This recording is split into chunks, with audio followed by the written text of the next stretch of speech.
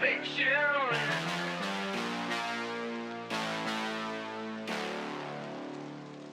See, I need you like the radio. You keep the beat alive. Gotta have you like the stereo. Hi guys, I'm back, and today I'm doing another review. This time it's going to be on The Legend of Zelda: Echoes of Wisdom. So let's go.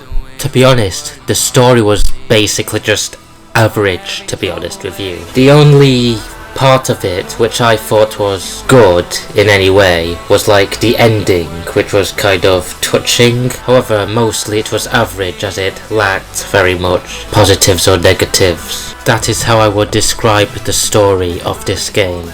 To be honest, the bosses in this game were nothing too exciting. They were good, just not that great really. Some of them were really difficult, which is good, and they were all fun. However, they mostly weren't that interesting beyond that. They may have had like a good design or were challenging, but most of the time that was kind of it, with only few bosses like standing out in terms of quality. Overall, I think this game was good in terms of its bosses, but not great. The mini bosses, on the other hand, are kind of lamer, to be honest, but still good. They varied quite a lot in quality, but overall they were all fun. Some of them had other things to make them seem more interesting or higher in quality, whether it be the concept of the mini boss fight, the difficulty, which some were actually kind of tough, or other things. There were also things called side bosses, which were basically these mini bosses you fight across the open world.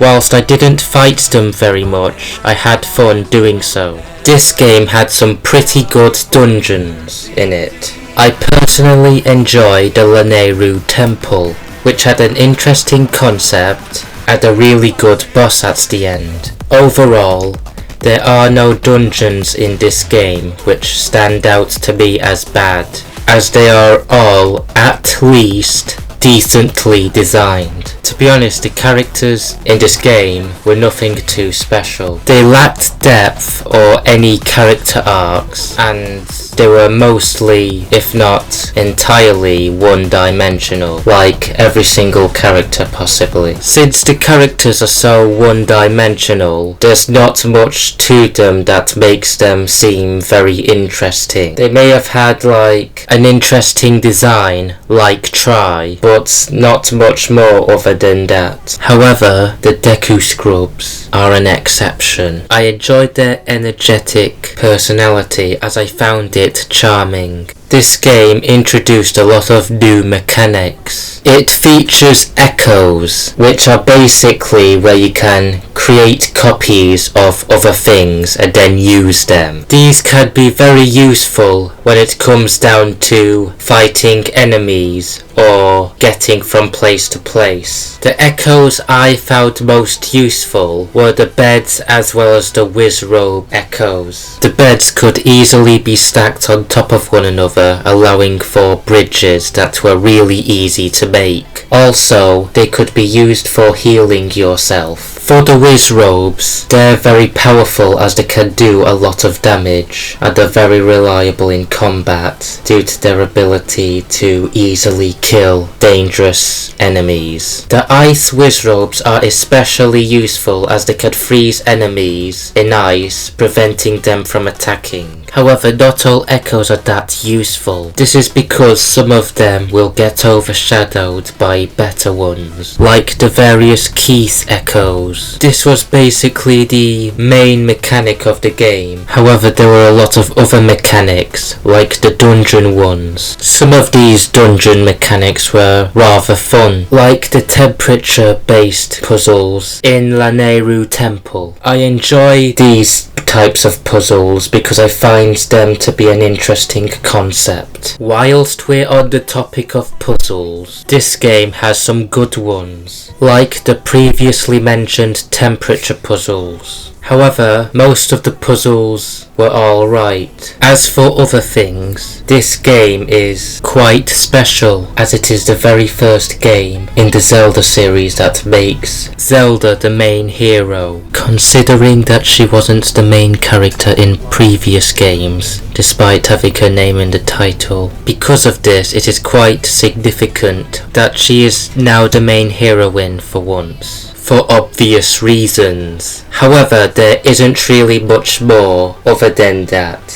truly makes the game much more exciting or interesting or even higher quality. For our conclusion, I would say that The Legend of Zelda Echoes of Wisdom is a good game, but it's not amazing. Like, the bosses, dungeons, the cast of characters, and other things are all good. However, they're just not that amazing or superb. I would give this game an 8 out of 10. Well, that's it for this video. I know this video was different to my other videos. However, I still hope you enjoyed. Don't forget to tell me what you think of this game in the comments down below, please. Also, don't forget to like, subscribe, share, and have a nice day.